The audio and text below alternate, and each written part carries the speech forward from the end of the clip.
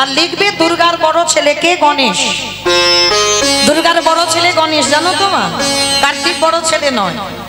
কারণ এই নিয়ে বাবা একদিন দ্বন্দ্ব হয়েছিল না, দুই ভাইয়ের দ্বন্দ্ব হয়েছিল। এই কার্তিক বলে আমি মায়ের বড় ছেলে, আর গণেশ বলেছিল আমি মায়ের বড় ছেলে। আর এই বলে দুইজনে ঝগড়া বেঁধে গেছে, মানে হাতাহাতি মারামারি হবে। তা যখন ঝগড়া বেঁধে গেল তো মা দুর্গা একটা সিদ্ধান্ত দিয়েছিল কি না, শোনো, সেই আমার বড় ছেলে হবে যে গোটা পৃথিবী পর্যটন করে, মানে গোটা পৃথিবী ঘুরে যে আগে সে মায়ের কোলে বসবে, সেই হবে আমার বড় ছেলে। মায়েরা আমার থেকে আপনাদের অভিজ্ঞতা বেশি, ভালো করে জানেন এই কার্তিকের বাহনটা কি?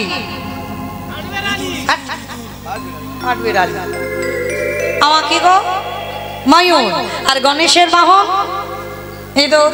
বাবা সে তো গর্ত দেখলে ঢুকে যাবে, তাই না? ওর দ্বারা পৃথিবী পর্যটন অসম্ভব। তার দুই ভাইয়ে যখন মা আদেশ দিয়েছিল যে পৃথিবী ঘুরে আমার কোলে বসবে সেই হবে আমার বড় ছেলে, তা কি করেছে দুই ভাই তখন হাসি ঠাট্টা করছে। কেন?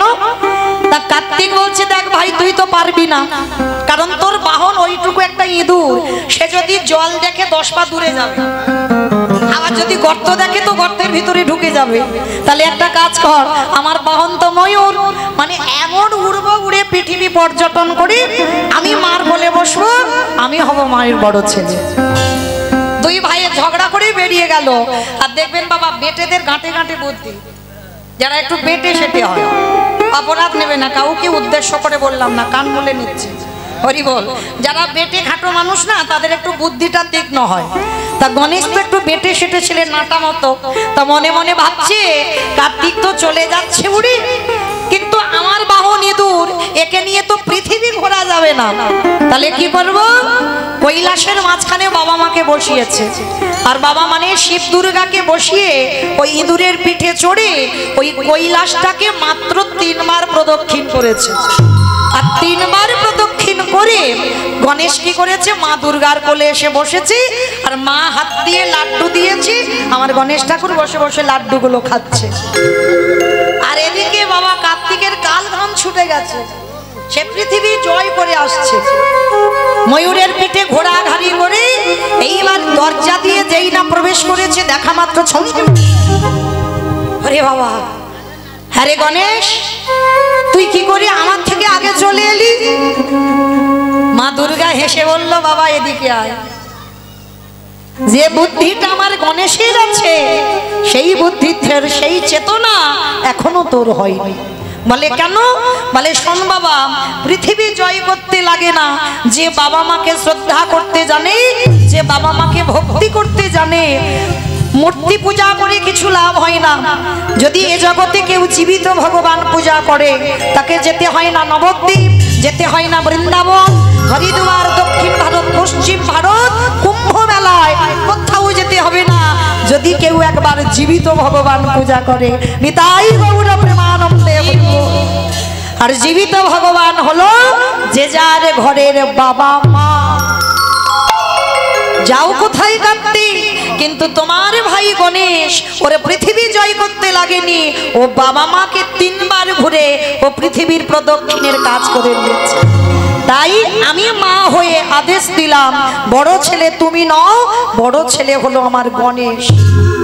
ওই জন্য কার্তিক বড় ছেলে নয়, গণেশ হলো মা দুর্গার বড় ছেলে। এইবার এই গণেশের উপরে দায়িত্ব দেওয়া হয়েছিল, বর্ণনা করবে ব্যাসদেব, আর ভাগবতটা লিখবে গণেশ। হরিবল। তা এই গণেশ যে লিখবে, তা ভাগবতটা যে বর্ণনা করবে, তো মনে মনে ভাবছে আমি তো একটু স্নান করে শুদ্ধ হব, শুদ্ধ না হলে কি হয়? তো নদীতে স্নানে গেছে মা, আর নদীতে স্নানে গিয়ে দেখছে বিশাল বড় একটা বট গাছ, আর ওই বট গাছের ডালে ছোট্ট একটা চড়ুই পাখি বসে আছে। বাবা চড়ুই পাখি চেনো তো? পাখিটা সাইজ খুব বড় হয় না, ছোটখাটো একটা পাখি। তার চড়ুই পাখি দেখবেন বেশিরভাগ যাদের মাটির ঘর, খড়ের চাল, ওই ঘুরে ঘুরে বেড়ায়, চড়ুই পাখি বলি। তো আমার ডায়মন্ড হারবারে চড়ুই বলে, আপনারা কি বলেন? বেশ, তাহলে বুঝতে সুবিধা হয়। তাহলে মায়েরা এই চড়ুই পাখিটা একবার করে বট গাছের ডালে বসছে আর একবার করে উঠতে উঠতে এসে ওই নদীর জলে পড়ছে। অনেকক্ষণ ধরে ব্যাসদেব লক্ষ্য করছে পাখিটা একবার জলে পড়ে আর পাখিটা একবার ডালে বসে। তা ব্যাসদেব মনে মনে ভাবলো নিশ্চয়ই পাখিটা শরীরে কোনো জ্বালা যন্ত্রণা হচ্ছে, যার জ্বালা সহ্য করতে না পেরে পাখিটা একবার জলে পড়ে আর একবার ডালে বসে। তা ব্যাসদেব চড়ুই পাখিটার কাছে করজোড় করে গেছে, পাখি ও পাখি একটা কথা বলবো। কি কথা? আচ্ছা অনেকক্ষণ ধরে লক্ষ্য করছি তুই একবার জলে পড়িস আর একবার ডালে বসিস। হ্যাঁ রে চড়ুই, তোর শরীরে কি কোনো জ্বালা যন্ত্রণা হচ্ছে যেটা সহ্য করতে না পেরে তুই একবার করে জলে পড়ছিস আর একবার ডালে বসছিস? পাখিটা মুচকি মুচকি হেসে বলছে, ব্যাসদেব তুমি ভুল ভাবছো, আমার শরীরে কোনো জ্বালা যন্ত্রণা হয়নি। তাহলে একবার জলে পড়িস আর ডালে বসিস কেন? কেন জানো? আজকের আমি সিদ্ধান্ত নিলাম, এই যে নদীর জলটা দেখছো বড় নদী, এই নদীর জলটাকে আমার ছোট্ট চঞ্চুতে করে, মায়েরা চঞ্চু মানে কি? ঠোঁট। চঞ্চু মানে ঠোঁট। তো পাখিটা বলছে আমার এই ছোট চঞ্চুতে করে মানে ঠোঁটে করে ওই নদীর জলটাকে ঠোঁটে তুলে বট গাছের পাতায় রেখে ওই নদীর জলটাকে শুকনো করে দেব। ব্যাসদেব খিলখিল করে হেসে উঠেছে, আরে মাথা ঠিক আছে তো? একটা সামান্য পাখি আবার চড়ুই, হ্যাঁ যদি ঠিক ঠিক বাবা কেউ একেবারে চেপে ধরে পাখিটা মরে যাবে, আর তুই ওইটুকু পাখি হয়ে তুই কিনা মনে করছিস তোর ওইটুকু ঠোঁট। আবার লক্ষ্য করিস মা বট গাছের পাতায় রাখছে জল, পাতা দিয়ে গড়িয়ে আবার নদী পড়ে যাচ্ছে। পাতায় জল থাকে, নদী পড়ে যাচ্ছে। তা পাখিটা বলছে কেন আমি পারবো না? বলে পারবি না কেন জানিস? কারণ এইভাবে যদি তুই জনম জনম ধরে চেষ্টা করিস তুই নদীর জল শুকাতে পারবি না। কারণ যতবার পাতায় রাখবি ততবার তো গড়ি আবার নদীতে পড়ে যাবে। তাহলে হাজার হাজার জনম কোটি কোটি জনম যদি চেষ্টা করিস পারবি না। রাগ ধরে গেছে পাখিটার। ব্যাসদেব আমার ক্ষুদ্র প্রাণ বলে তুমি আমায় তাচ্ছিল্য করছো, কিন্তু ব্যাসদেব তুমি একবার মনে করেছো, তুমি তো আসবার কালে মনে মনে ভাবলে ভগবানের অনন্ত কোটি নাম, ওই অনন্ত কোটি নাম আমি 7টা খণ্ডে সমাপ্ত করে দেব। সরস্বতী মল্লিক, যে রাধে সরস্বতী মল্লিক যদি এখানে থাকেন আপনি একটু অফিসে যাবেন, আপনাকে অনেক খোঁজ করছেন। সরস্বতী মল্লিক যদি কেউ আছেন একটু অফিসে দেখা করবেন। নিতাই গৌর প্রেমানন্দে হরি বল। তার চড়ুই পাখিটা বলছে ব্যাসদেব তুমি যদি একটা মনুষ্য কুলে জন্ম নিয়ে ভগবানের লীলা 7টা খণ্ডে শেষ করব এই মনোভাব যদি তোমার আসে, তাহলে আমি কেন একটা চড়ুই পাখি হয়ে ভাববো না যে আমি আমার ছোট্ট চঞ্চুতে করে নদীর জলটাকে তুলে নদীটাকে শুকাতে পারি? ব্যাসদেবের চৈতন্য হলো তাই তো। আমি একটা মনুষ্যকুলে জন্ম নিয়ে আমি কি করে পারবো এই নদীর জলটাকে শুকাতে, এই ভগবানের লীলা শেষ করে দিতে? মনে মনে ভাবলেন। আর ওই চড়ুই পাখিটার কাছে করজোড় করে বলল, সত্যি করে বলো তুমি কে? পাখিটা তো অন্য কেউ নয়, পাখিটা ছিল দেবর্ষি নারদ। যার কথা হয় না রোদ তিনি হলেন নারদ। তো ওই নারদ মুনি চড়ুই হয়েছিল কেন? ব্যাসদেবের গুরুদেব তো দেবর্ষি নারদ। মনে রাখতে হবে বাবা, শিষ্য যদি কুপথে চলে যায়, শিষ্য যদি সুপথে আসতে না পারে, গুরুদেবের কর্তব্য ছলে বলে কলে কৌশলে সেই শিষ্যকে সুপথে আনতে হবে। এটা গুরুদেবের দায়িত্ব। কারণ একটাই কথা আমাদের শিরো রাখতে হবে বাবা, কৃষ্ণ রুষ্ট হলে গুরু রাখিতে পারে, আর গুরু রুষ্ট হলে কৃষ্ণ রাখিতে না পারে। এ জগতে যদি কৃষ্ণ রেগে যায় ভক্তের উপরে, গুরুদেবের সে সাধ্য আছে, সে ক্ষমতা আছে যে শিষ্যকে রক্ষা করবে। কিন্তু গুরু যদি রুষ্ট হয়, আমার কৃষ্ণের ক্ষমতা নাই যে শিষ্যকে সুপথে আনবো। তাহলে গুরু যদি ধরতে হয়, তেমন গুরু ধরুন যে গুরুর চরণ ভজন করিলে, যে গুরুর চরণে আশ্রয় করিলে,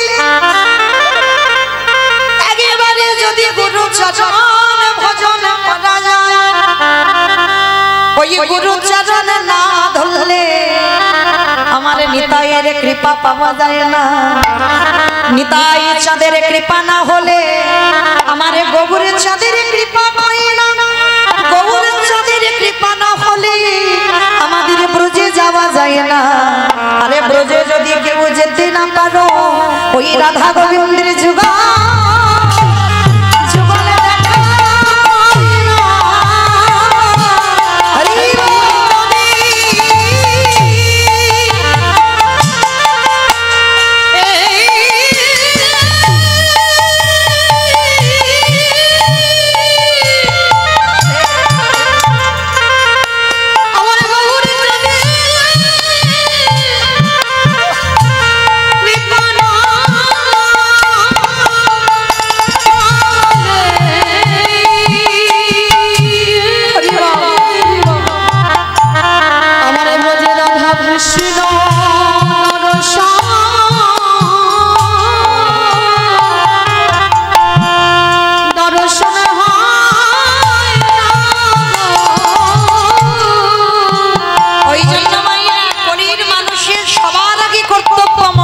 জীবনে গুরুচরণ আশ্রয় করার পর আমার নিতাই চরণ ভজতে হবে। কারণ এই নিতাই চরণ না ভজলে কৃপা হবে না। কেন জানো? অগণিতাই পদ কমল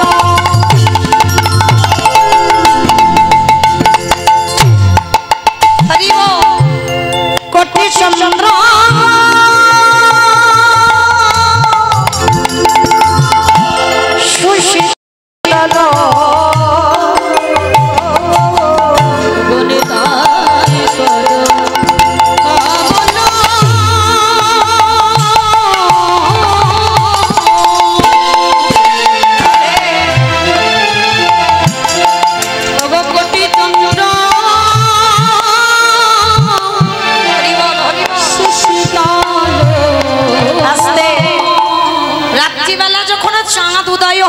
চাঁদের শীতলতা দান করে।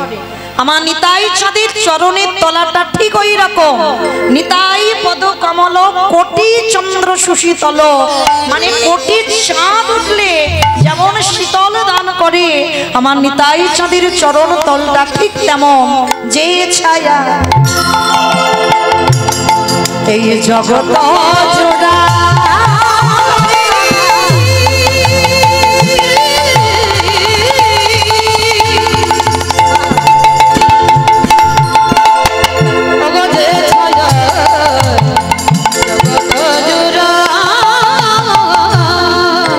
বলি হ্যাঁ নিতাই বিনে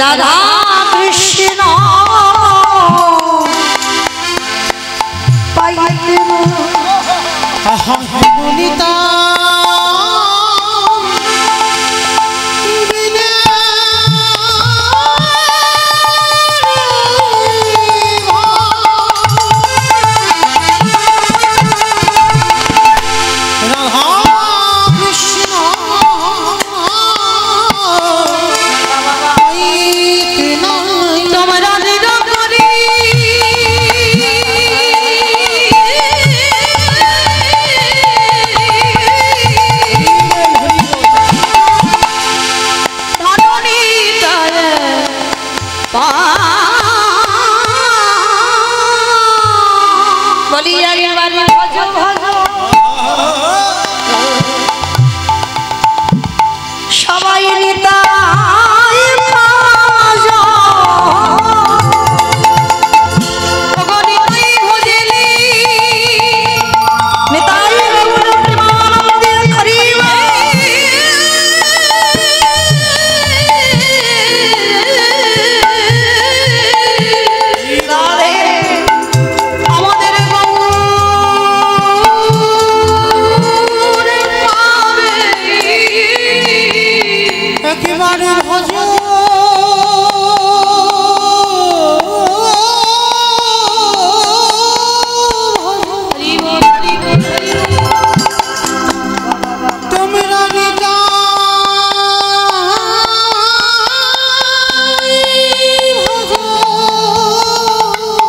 শুধু ভজলে হবে না,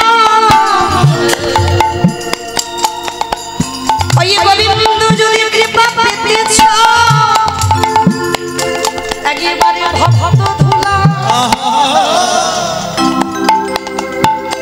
সঙ্গে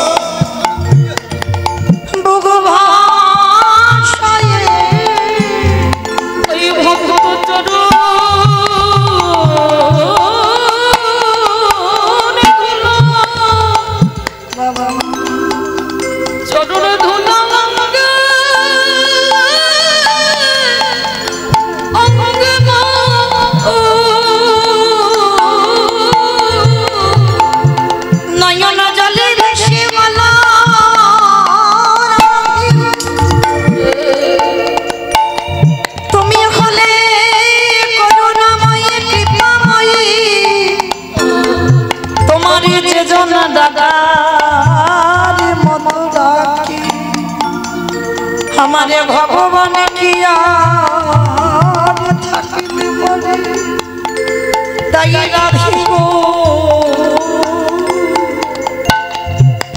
যেন ও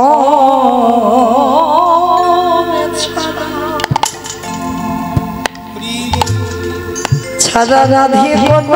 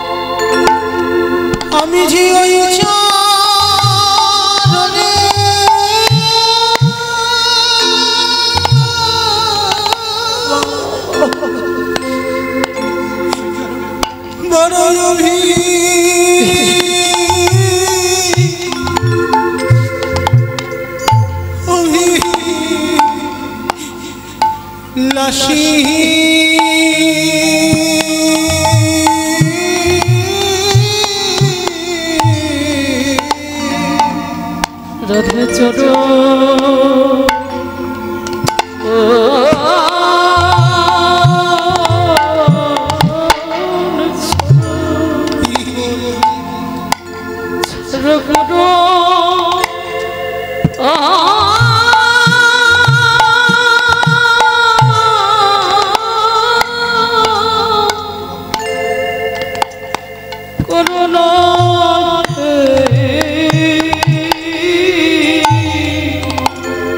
আমারে দেহ মন প্রাণ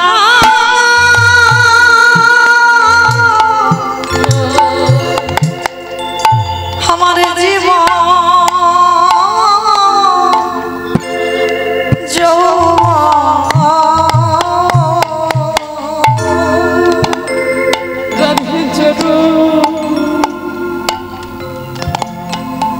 চরণ ছাড়া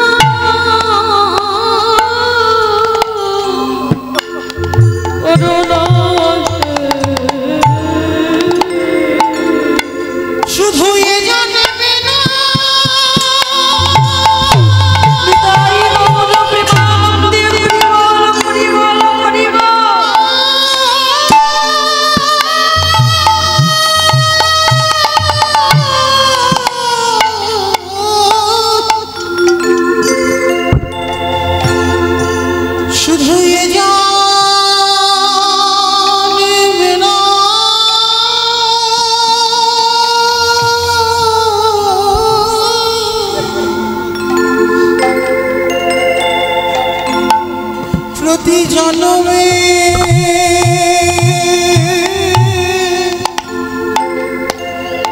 জন্মে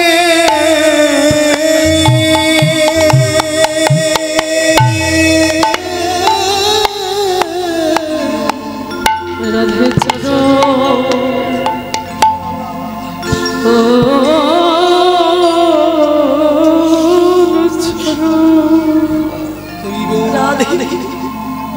ছড়ো করো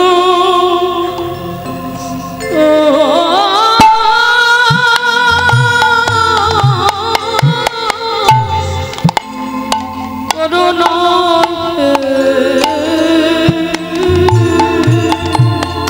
রাধে গো তুমি যদি কৃপাময়ী তুমি যদি করুণাময়ী হয়ে থাকো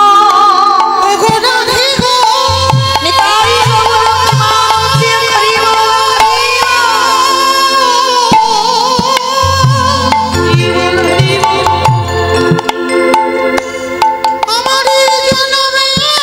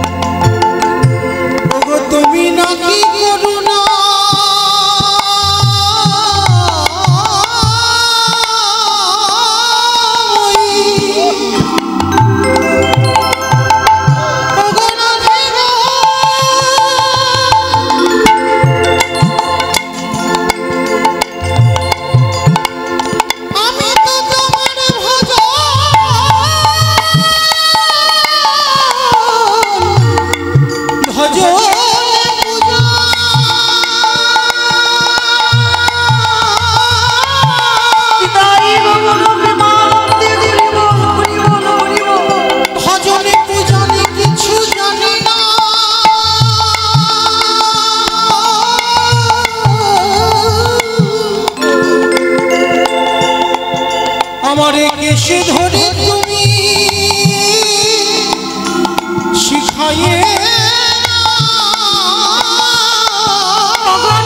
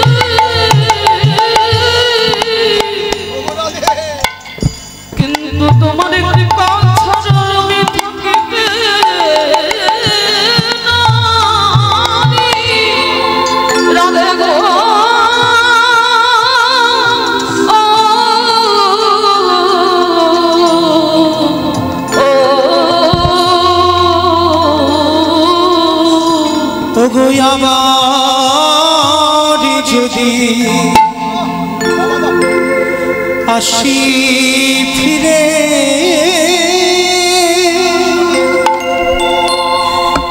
আমায় দিও মানব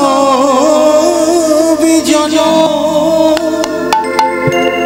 নিতাই গৌর প্রেমানন্দে যদি আসি ফিরে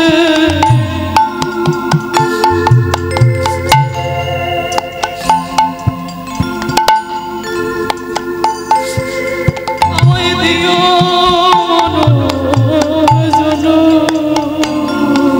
সেদিনে মনে সাজে ভজব তোমার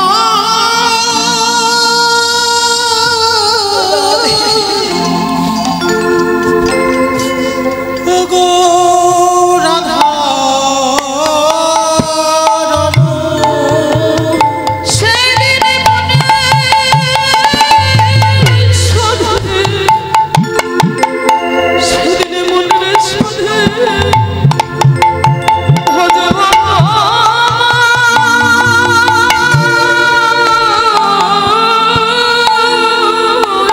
নিতাই গৌর প্রেমানন্দে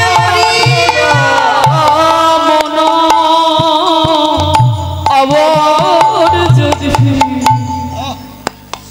আসি ফিরে দিও মানব জনম তুমি কত জানা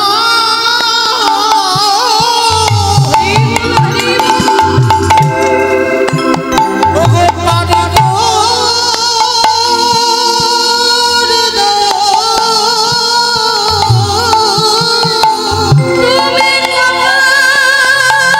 তুমি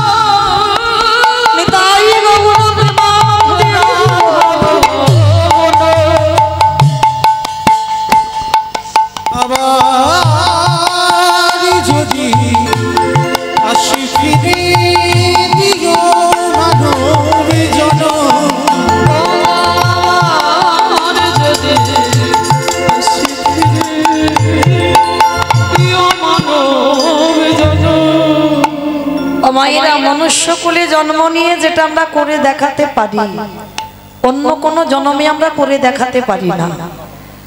এই যে মনুষ্য জন্মে আমরা জন্ম নিলাম, ভজন কিরকম করতে হয় শিখে নাও মা, সাধনা কিরকম করতে হয়।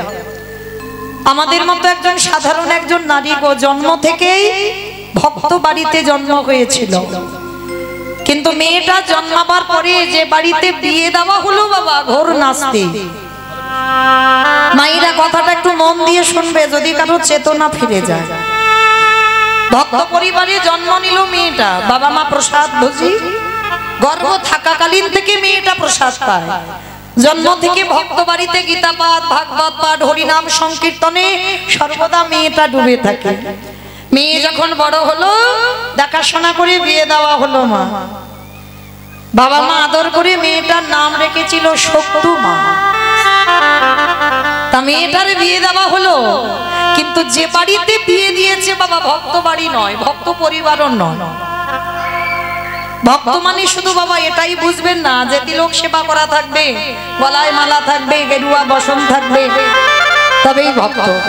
কালকের প্রথমেই বলেছি হরিবাসরে ভগবান চিনবে চরণে, ভক্ত চিনবে নয়নে। একবার কৃষ্ণ নয়নের নামে যার হৃদয় না দুলে ওঠে সে বাবা যতই আচরণ করুক না কেন সবটাই বিফল হবে। ভক্তি যার কৃষ্ণ তার সর্বশাস্ত্রে কয়, ভক্তি না থাকিলে কৃষ্ণ দেখিও বাকিবা। তো আজকে লক্ষ্য করে দেখেন এই শক্তুমা যে বাড়িতে বিয়ে হলো মানে একেবারে নাস্তিক। নাস্তিক বলতে কি কোনোদিন ভগবান পূজা অর্চনা হয় না, সে বাড়িতে গীতা পাঠ তো দূরের কথা, ভাগবত পাঠ তো দূরের কথা, কোথাও যদি গ্রামে হয় বাড়ি থেকে কেউ শুনতে যাওয়ার অধিকারও ছিল না। এই যে আপনারা ছুটে এসেছেন সংসার ধর্মসার ত্যাগ করে, এই যে দুটো তিনটে দিন এই হরিবাসরে বসে থাকেন, এই যে ছুটে এলেন, কিন্তু এই অধিকারটা শক্তুমার শ্বশুর বাড়িতে ছিল না। এত এত বাবা কঠিন শাসন ছিল। কিন্তু শক্তুমা বিয়ের পরে একটা দিন বাপের বাড়ি নালিশ জানায়নি যে মা এই বাড়িতে আমি কৃষ্ণ বলে কাঁদতে পারি না, কৃষ্ণ বলে কাঁদা বাড়ো, কৃষ্ণ ভজন করা বাড়ো, যদি একটু গীতা পড়তে যাই সেটাও বাড়ো, গ্রামে যদি কোথায় হরিনাম যজ্ঞ হয়, ভাগবত পাঠ হয় সেখানে শুনতে যাওয়াও বাড়ো। একটা দিনের জন্য শক্তুমা বাপের বাড়ি যায়নি। মনে করেছিল আমার সাধনা যদি সঠিক হয় এই পরিবারটাকে আমি কৃষ্ণ ভক্তের পরিবার করব। কারণ মনে রাখতে হবে সংসার সুখের হয় পুরুষের গুণে। পুরুষের গুণে, প্রবাদ বাক্য না, খনার বচন, রমণীর গুণে, পুরুষের গুণে নয়। সংসার সুখের হয় রমণীর গুণে। ঘরের নারীকে ঠিক হতে হবে, নারী হচ্ছে শক্তি, আর নারী যদি ঠিক না হয় সে সংসার কোনোদিন সুখের হবে না, হতে পারে না।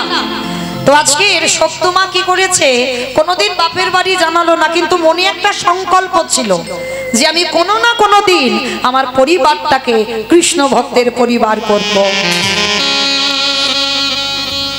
স্বামী জুয়া খেলে, তাস খেলে, নেশাগ্রস্ত মাতাল, একটা ভক্ত মেয়ে কোন বাড়িতে এসে পড়েছে দেখো। একদিন শক্তুমা সংসারের যাবতীয় কর্ম করে, সকালবেলা ওই বাসন মাজছে বসে বসে, আর হঠাৎ কয়েকজন বৈষ্ণব রাস্তা দিয়ে যাচ্ছে, আর রাস্তা দিয়ে বলা বলি করতে করতে যাচ্ছে যে আজকে থেকে এক সপ্তাহ এই গ্রামে ভাগবত পাঠ হবে। তা শক্তুমা বাসন মাজতে মাজতে মনে মনে ভাবলো আজ আমি আমার স্বামী এলে আর শাশুড়ি মার কাছ থেকে অনুমতি নেব, আর নিয়ে আমি একটু ভাগবত আসরে যাব। অনেক দিন হয়ে গেল আমি একটু ভাগবত শুনি না, আর শাশুড়ি মার অনুমতি নিয়ে আমি ভাগবত শুনতে যাব। তো আজকে শক্তুমা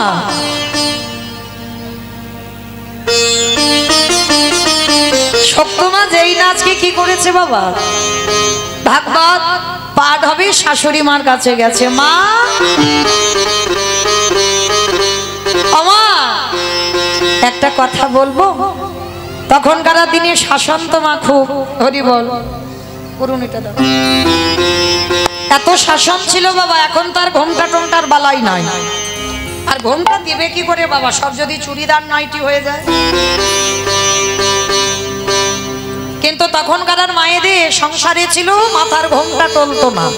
তা সপ্তমা মাথায় কাপড়টা দিয়ে শাশুড়ি মার কাছে এসেছে। মা, ও মা, একটা কথা বলবো। কি বৌমা? ও মায়েরা, ও তো শাশুড়ি নয়, শ্বাস উড়িয়ে দেয়। শাশুড়ি নয়, শ্বাস ওড়ায়। তো এমন শাশুড়ি মানে এমন এমন কথা বলবে বাবা, বৌমা সবসময় ভয়ে ভয়ে কাঁপে।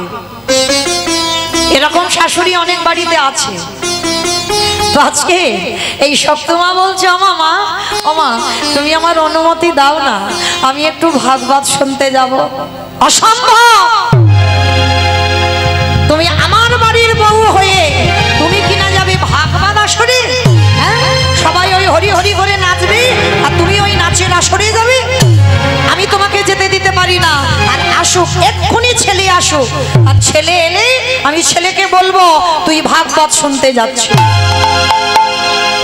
তা যেই না বাবা শাশুড়ি মা রেগে গেছে, ছেলে বাড়িতে ফিরেছে, ছেলের কানে লাগিয়েছে, মা শুনবি, তোর বউ আজকের আমার কাছে বলতে এসেছে আমাদের গ্রামে ভাগবত হবে, তোর বউ নাকি ভাগবত আসরে যাবে। যখনই স্বামী শুনেছে বাবা, একেবারে মদমাতাল স্বামী, তো সঙ্গে সঙ্গে ওই উঠানে পড়েছিল বড় একটা বাঁশ, ওই বাঁশটা টেনে নিয়ে সপ্তমাকে মারছে, দূর হয়ে যা, বেরিয়ে যা, দূর হয়ে যা। গিরিধর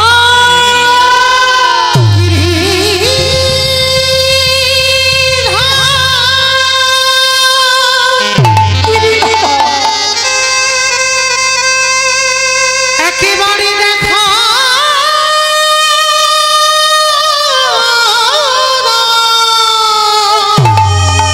কি আমার অপরাধ ছিল গিরিধর? ওগো গিরিধর,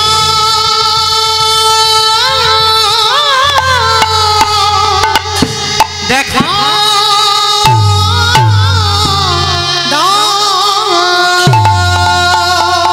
এত মারা মেরেছে শুধু ভাগবত শুনতে যাবে বলেছে বলে। শাশুড়ি স্বামী দুজনে মিলে মেয়েটাকে এত মারা মেরেছে, সর্ব অঙ্গ দিয়ে রক্ত ঝরে ঝরে পড়ছে।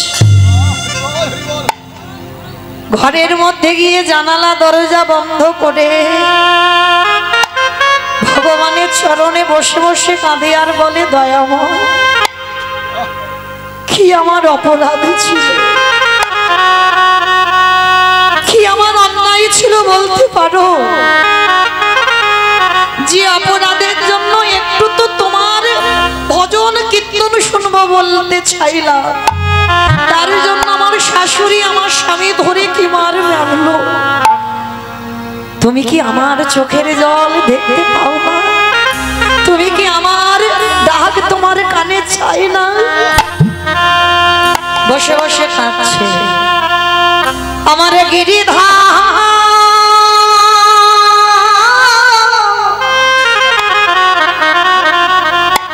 আরে কি মন্দিরে মাসি হাতে দাঁড়াতে পারে? যেই না মেয়েটা নয়ন জলে বুক ভাসিয়ে কাঁদছে, ওই মেয়েটার গায়ে যত না আঘাত, তার থেকে দ্বিগুণ আঘাত হয়েছে আমার ভগবানের গায়ে। আপনারা বলেন না আমরা জীবনে কষ্টে আছি, ভুল কথা, কখনো বলো না। তুমি যত না কষ্ট পাচ্ছ, তার থেকে আমার ভগবান দ্বিগুণ কষ্ট পাচ্ছে। কেন? প্রতিটা জীবের মধ্যে পরমাত্মা রূপী ভগবান বিরাজ করছে। তাহলে আমি যেন কষ্ট পাচ্ছি, আমার ভগবান অন্তরে আমি বেশি কষ্ট পাই। তাহলে তুমি একা কষ্ট পাও না, তার সপ্তমায়ের অঙ্গের প্রত্যেকটা আঘাত আমার গিরিধরের গায়ে লেগেছে। গিরিধর মনে মনে চিন্তা করছে, যাই মেয়েটা আমার কীর্তন শুনবে বলল, স্বামী শাশুড়ি এত মারা মেরেছে, যাই একবার মেয়েটাকে একটু সান্ত্বনা দিয়ে আসি। এইবারে ভগবান আমার শাশুড়ির বেশ ধরেছে। কি মজার ব্যাপার দেখো, ভগবান শাশুড়ি হয়েছে। আরে ভগবান শাশুড়ি হয়ে যেই না সপ্তমা দরজা বন্ধ করে কাঁদছে, আর ভগবান শাশুড়ি হয়ে দরজা ধাক্কা দিচ্ছে, বৌমা বৌমা। কি আমার শাশুড়ি ডাকছে, তার মানে কি আবার আমায় মারবে? মনে ভয়, ছোট্ট একটা মেয়ে তো, তখনকার দিনে ছোট ছোট মেয়েদের বিয়ে হতো, মা অত জ্ঞান বুদ্ধি থাকতো না। ভয় হচ্ছে যদি মা আবার মারে, বারবার ডাকছে, বৌমা দরজা খোলো। শক্তমা তাড়াতাড়ি করে, গায়ে তো মেরেছে খুব, গায়ে দিয়ে রক্ত বেরোচ্ছে, দরজাটা খুলে দিয়েছে, অঙ্গটা ঢাকা দিয়েছে সব। হাত জড়ো করে মাথা নিচু করে দাঁড়িয়ে আছে। ভগবান যে শাশুড়ি হয়েছে সেটাকে বুঝতে পারল।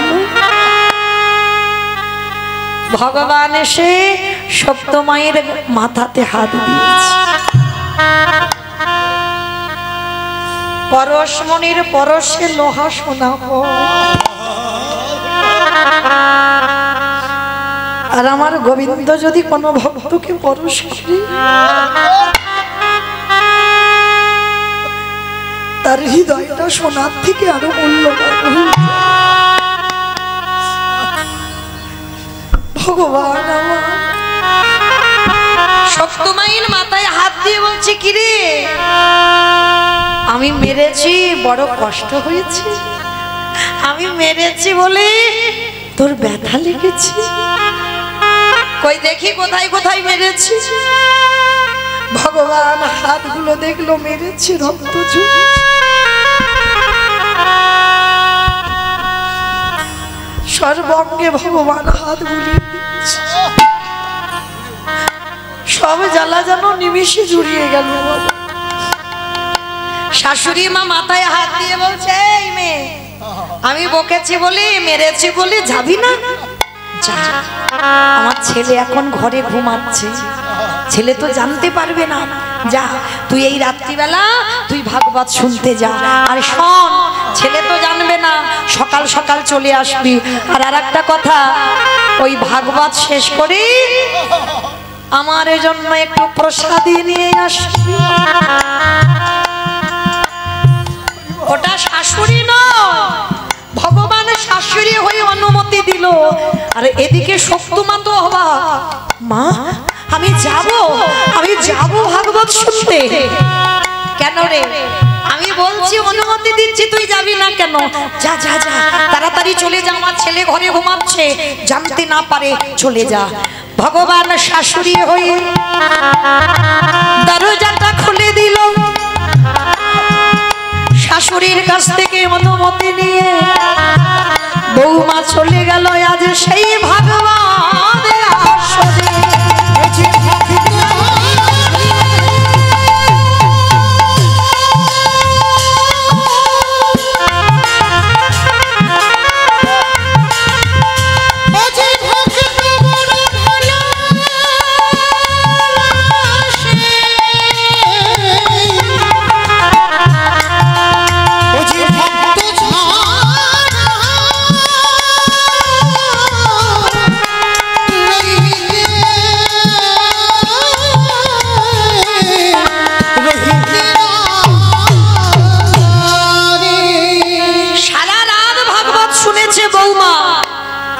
এদিকে তো আসল শাশুড়ি ঘরে ঘুমাচ্ছে, স্বামী ঘুমাচ্ছে, আর ভগবান শাশুড়ি হয়ে অনুমতি দিয়েছে। সারা রাত ভাগবত শুনেছে, প্রসাদীটা নিয়ে বাড়িতে ফিরবে। আর এদিকে সকাল হয়ে গেছে, শাশুড়ির ঘুম ভেঙে গেছে, আর ঘুম ভেঙে গিয়ে দেখে না বৌমার ঘরে বৌমা নেই। এত বড় মেয়ে স্পর্ধা, আমার অনুমতি না নিয়েও চলে গেল ভাগবত শুনতে। দাঁড়া, আসুগর ব্যবস্থা আমি করব। এইবার একটা বেতের বাড়ি নিয়ে শাশুড়ি দরজায় দাঁড়িয়ে আছে, বৌমা এলেই মারবে। আর এদিকে বৌমা তো জানে না, সে জানে আমার শাশুড়ি অনুমতি দিয়েছে, আমার তো চিন্তা নেই। সারা রাত জেগে হরিনাম কীর্তন শ্রবণ করে প্রসাদী নিয়ে বাড়িতে এসেছে। যেই না বাড়িতে চরণ দেওয়া, শাশুড়ি মা বলে উঠলেন, দাঁড়া দাঁড়া, কার অনুমতি নিয়ে গেলি তুই ভাগবত শুনতে? অবাক হয়ে গেল, মা ও মা, তুমি তো আমার অনুমতি দিলে, আমি ঘরে কাঁদছিলাম, আমি তো যেতে চাইনি। তুমি তো বললে তোমার ছেলে ঘুমাচ্ছে, তুই ভাগবত শুনতে যা। আমি তো তোমার অনুমতি ছাড়া করিনি কাজ। তবে রে এত বড় মিথ্যাবাদী! আমি ঘরে ঘুমাচ্ছিলাম, তুই চুরি করে চলে গেলি, আর ছেলেকে বলবি আমি তোর অনুমতি দিয়েছি। এরাই হলো কৃষ্ণ ভক্ত। বিনা অপরাধে দোষ কাঁধে নিতে হবে, বিনা অপরাধে অপরাধী হতে হবে। কৃষ্ণ ভক্ত কোনোদিন সুখে থাকতে পারে না মা, কখনো থাকবে না।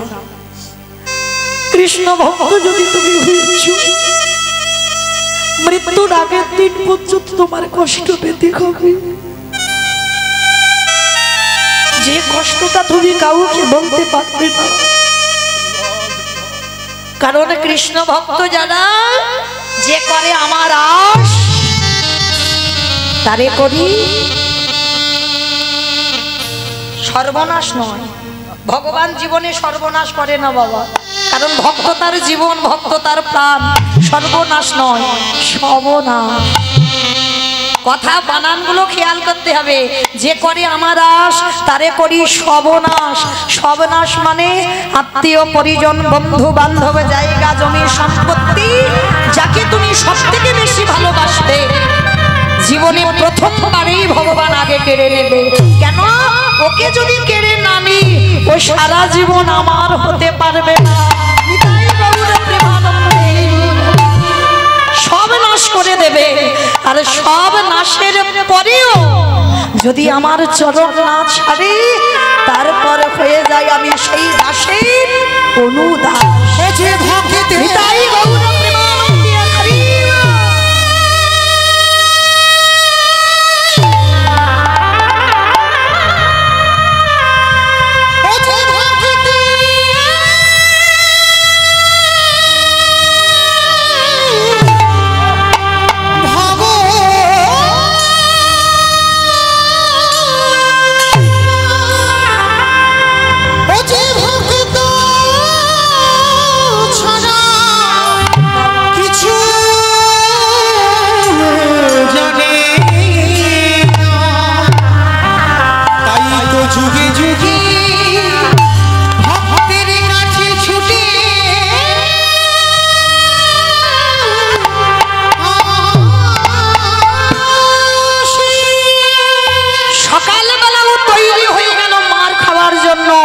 শাশুড়ি মা বলে উঠলেন, আমার অনুমতি না নিয়ে গেছিস, দেখাচ্ছি মজা।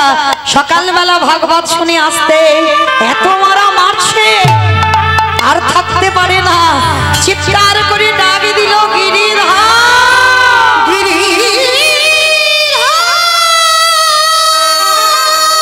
তোমারে ভালোবাসি বলে এত কষ্ট কেন দাও?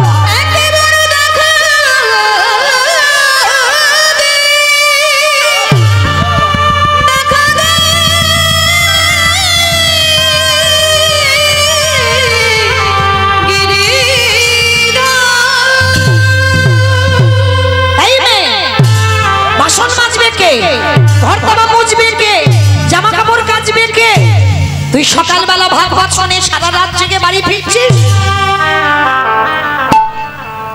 ভগবান আরে কি থাকতে পারে?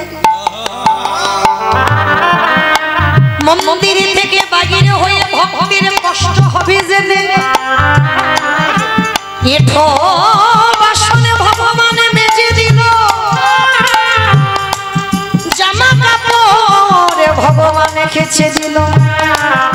ভক্তের জন্য ভগবান ওই জামা ঘরে উঠান মুছে দিল।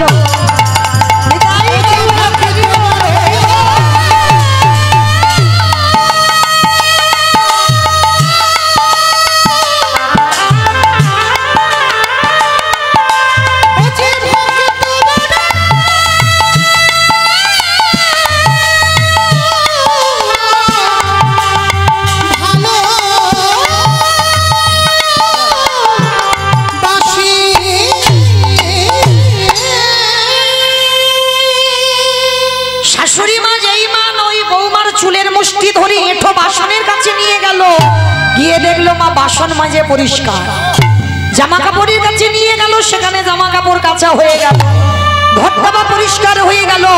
শাশুড়ি মা চমকে উঠলো, কে কে কে কাজগুলো করে দিল? শক্ত মায়ের জানতে বাকি রইল না।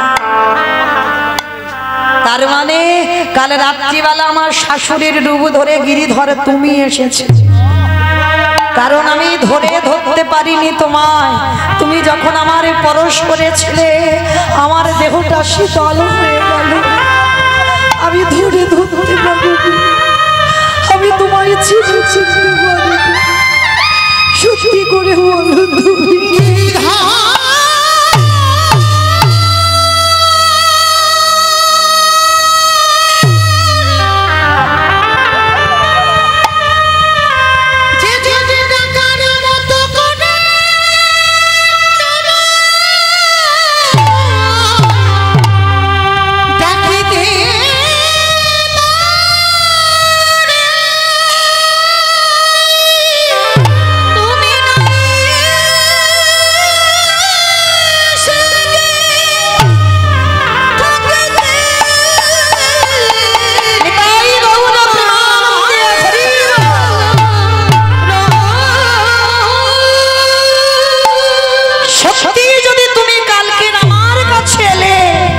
আমাকে কেন তুমি ধরা দিলে না? তাহলে এই সংসারটা যখন কেউ কৃষ্ণ ভক্ত নয়, একবারে দেখা দাও, একবারে দেখা দাও। হরে কৃষ্ণ নামে কাঁদেবে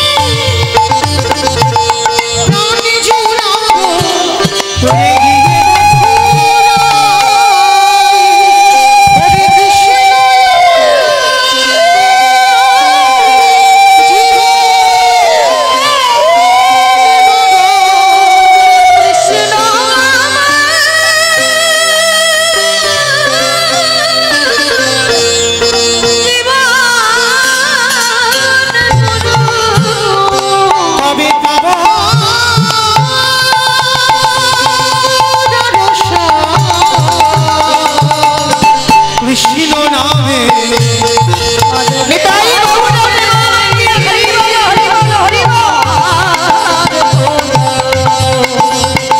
কৃষ্ণ নামে বাজবে মাঝি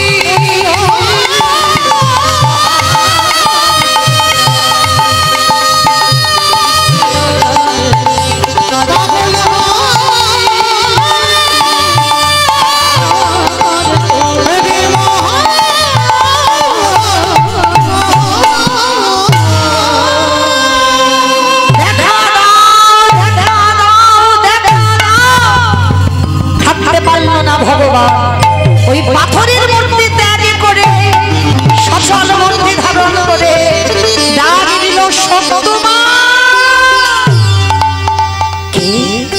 কে ডাকলো আমার? পিছনে তাকিয়ে দেখলো আমার গিরিধর বাঁশি হাতে দাঁড়িয়ে আছে। শাশুড়ি মা দেখতে পেল না, স্বামীও দেখতে পেল না, সত্যমা দেখছে সাক্ষাতে গিরিধর দাঁড়িয়ে আছে। ঠাকুর সেই জন্য জানি তাই জয় রাধেশ্যাম, জয় জগন্নাথ, জয় মা প্রভু, হরে কৃষ্ণ, জয় রাধে জয় রাধেশ্যাম। সমবেত শুধু কৃষ্ণ অনুরাগী গৌর অনুরাগী মাতৃমণ্ডলী পিতৃমণ্ডলী আহুত নাহুত ভাগবত এই গ্রামবাসী বৃন্দ, যারা আমার রাধা গোবিন্দের, যারা আমার গৌর নিতাই রাতুল চরণ আশ্রয় গ্রহণ করেছেন, তাহাদের সাবাকার চরণে রইল আমার কোটি কোটি দণ্ডবত।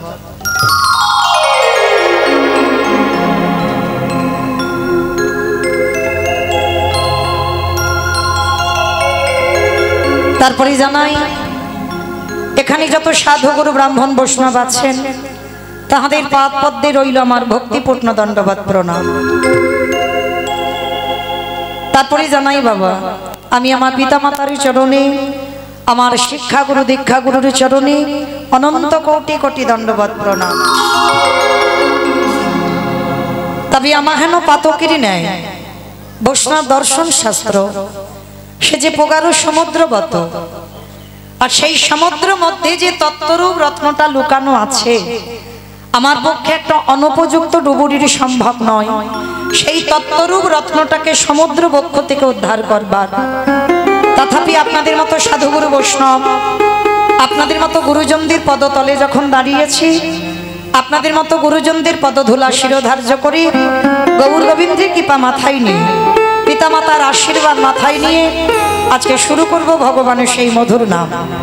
তবে নাম বলতে কি অনেক ভুল ত্রুটি হবে কেন বাবা? অবশ্যই করব। নিজ নিজ সন্তান মনে করি, নিজ নিজ ভগ্নী মনে করি, সেই ভুল ত্রুটিকে ক্ষমা করে দেবে। কারণ একটা কথা মনে রাখতে হবে বাবা, যে নাম চতুর্মুখী ব্রহ্মাচারীটি বদনে বর্ণনা করতে পারেন নাই, যে নাম গ্রন্থের রাজা শ্রীমদ্ ভাগবত গ্রন্থ, সবথেকে গ্রন্থের সবথেকে বড় গ্রন্থ, গ্রন্থের রাজা শ্রীমদ্ ভাগবত। আর এই শ্রীমদ্ ভাগবত গ্রন্থ যিনি রচনা করেছিলেন, যিনি ছিলেন ব্যাসদেব।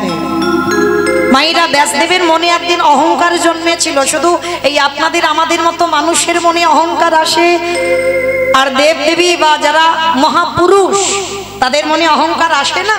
আসে। এই ব্যাসদেব একদিন সিদ্ধান্ত নিয়েছিলেন ভগবানের যত যত লীলা বাবা 7টা খণ্ডে শেষ করে দেবে, লীলার বাকি রাখবে না। যত যত ভগবানের লীলা আছে 7টা খণ্ডে সমাপ্ত করবে।